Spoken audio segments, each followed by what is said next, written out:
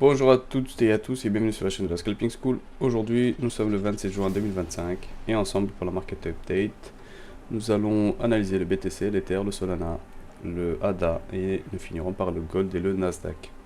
Allez, c'est parti. On passe sur BTC. BTC, on rappelle, on est toujours ici dans la zone daily. Hier, nous étions arrivés déjà en fait dans cette box H4. Ok, là maintenant on voit qu'il y a une petite réaction baissière, c'est tout à fait normal. Surtout en fait qu'il a laissé pas mal de liquidité ici. Ça à mon avis, il y a moins que ça saute. Mais bon, avant que cette zone saute, il va falloir quand même qu'il nous casse cette zone H1.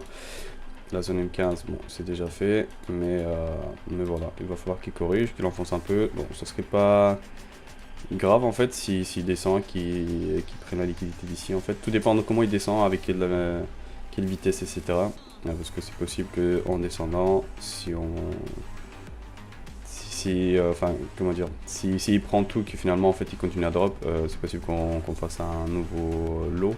Même si, bon, je pense que on va aller là-haut. Mais voilà, enfin c'est tout à fait normal. Moi je vois quoi, je vois dans un premier temps en fait je vois une sorte d'ABC en fait qui est en train de se dessiner, n'est pas terminée. Du coup, je pense que cette zone elle peut tenir. Ce serait pas trop mal en fait qu'on vienne racler cette zone, qu'on tape un peu dans l'imbalance peut-être. Mais bon, ça c'est le marché qui va décider. Donc pour le moment, petite correction, on va voir comment le prix se balade aujourd'hui. Mais rien d'inquiétant, moi je reste boule dessus.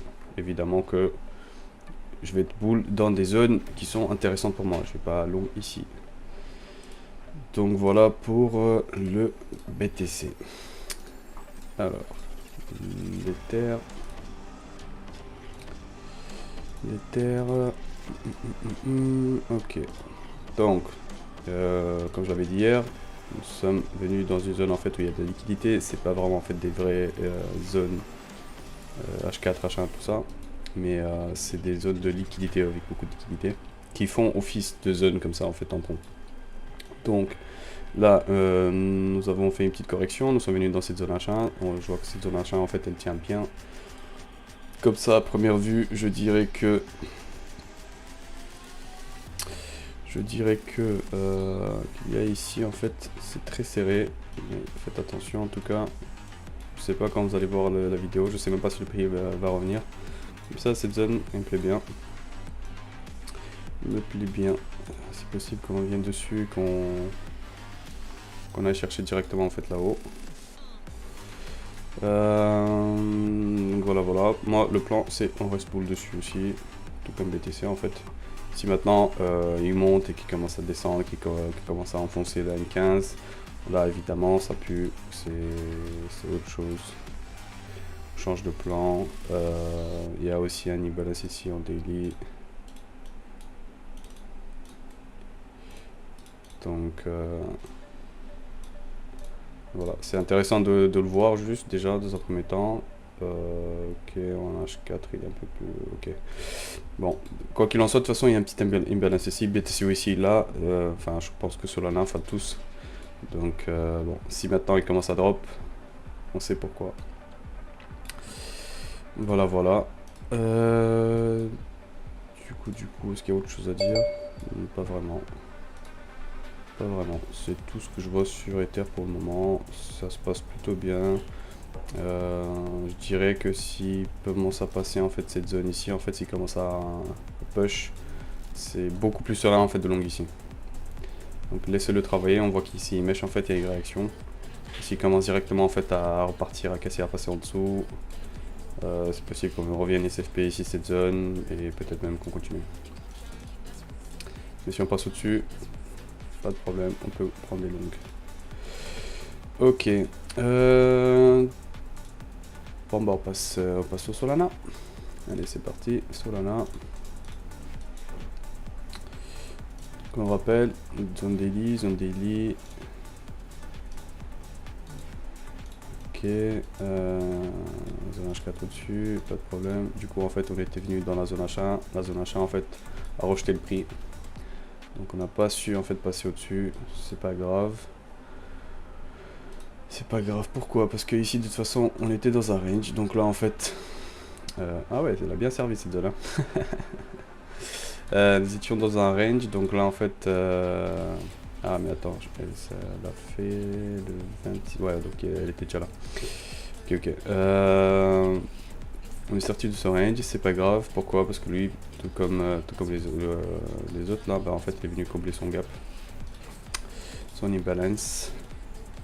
Du coup voilà, là potentiellement il peut très bien en fait pump. Très bien pump. Attendez, je vais l'appeler imbalance. Hop, c'est bon, je le mets en daily.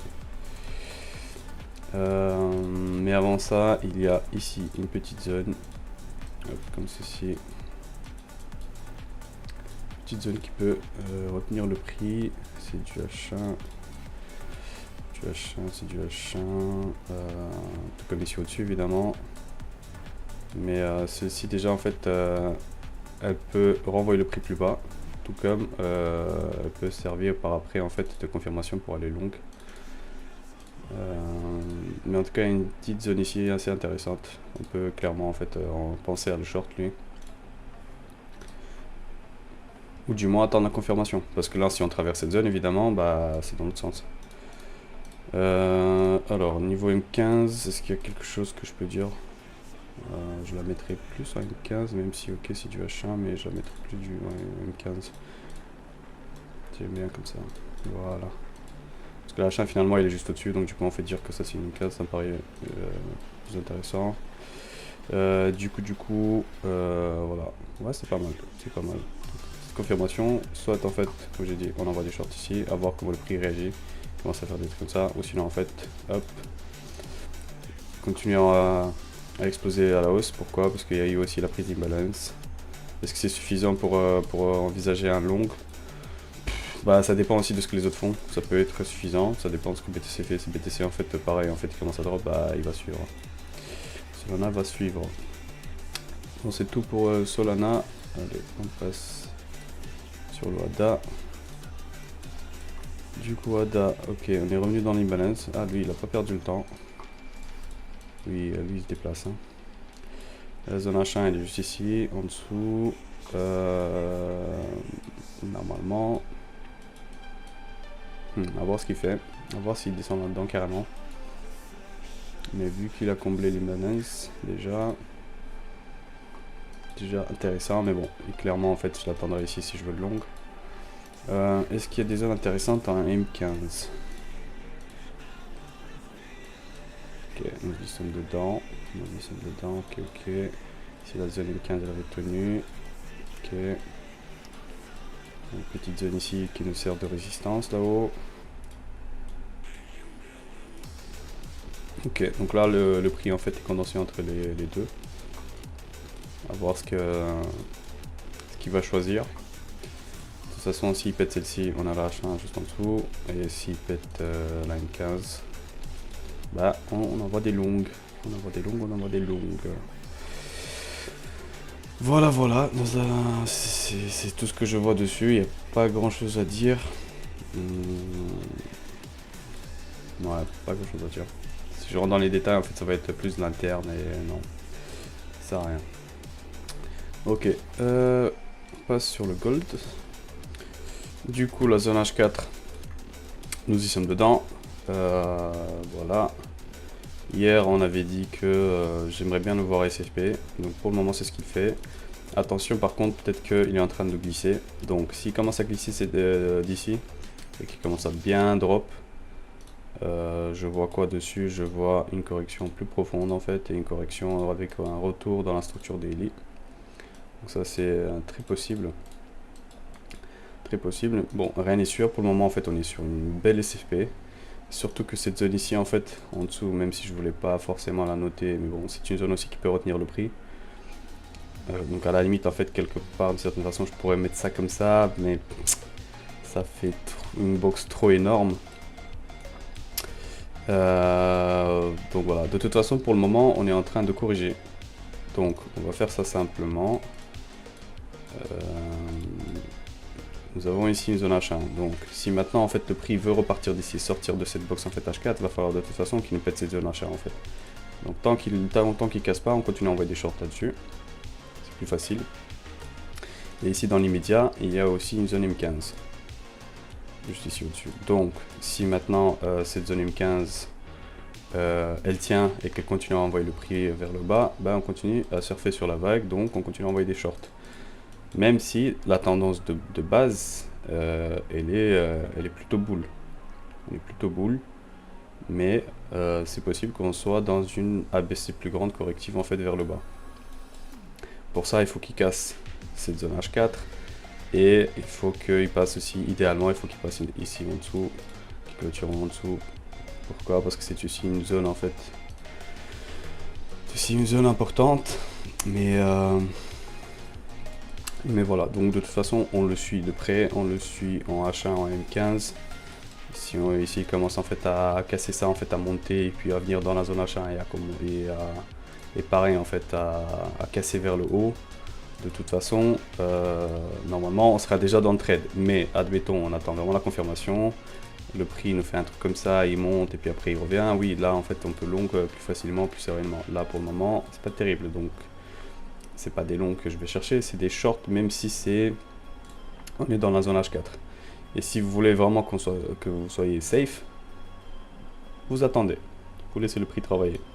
Soit il s'éloigne d'ici, en fait il commence vraiment à valider que descend. Soit alors il remonte. Ok, on passe sur le Nasdaq. Nasdaq très intéressant, lui il continue à pump. Ça y est, il est en bull run. C'est pas mal ce qu'il fait. Donc zone daily, ok, il avait cassé ici cette zone. Du coup là on s'éloigne, donc tout ce qui est H4 etc on commence à s'éloigner, quoique de toute façon ça je peux supprimer, ça aussi, ça c'est pas mal ce qu'il nous fait, parce que bon il y a une petite zone ici qui a été créée comme ceci, ça c'est intéressant.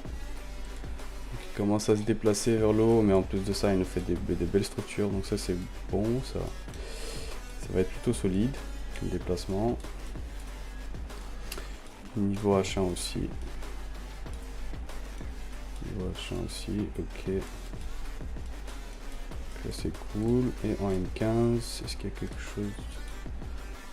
M15, ok, donc ça c'est H1, M15, là on a du M15 ici aussi, waouh. Ça c'est nice, c'est pas mal, très propre, j'aime bien ce que je vois dessus. Donc bah on continue à envoyer des longs jusqu'à ce qu'il commence à casser des zones. S'il casse pas des zones M15 et H1, bah on continue à envoyer des longs, c'est simple. Il faut même, j'irai même le voir en fait à la seconde d'après. J'irai voir ce que je peux faire dessus. Mais en tout cas c'est très intéressant, super volatile, enfin volatile, super boule. Donc ne vous gênez pas, si vous avez des setups, si vous avez des confirmations, prenez des longs, ça va payer. Bon, en tout cas, moi je vous remercie, je vous souhaite une excellente journée, je vous souhaite un bon week-end aussi, et je vous dis à la semaine prochaine. Allez, tchuss tchuss.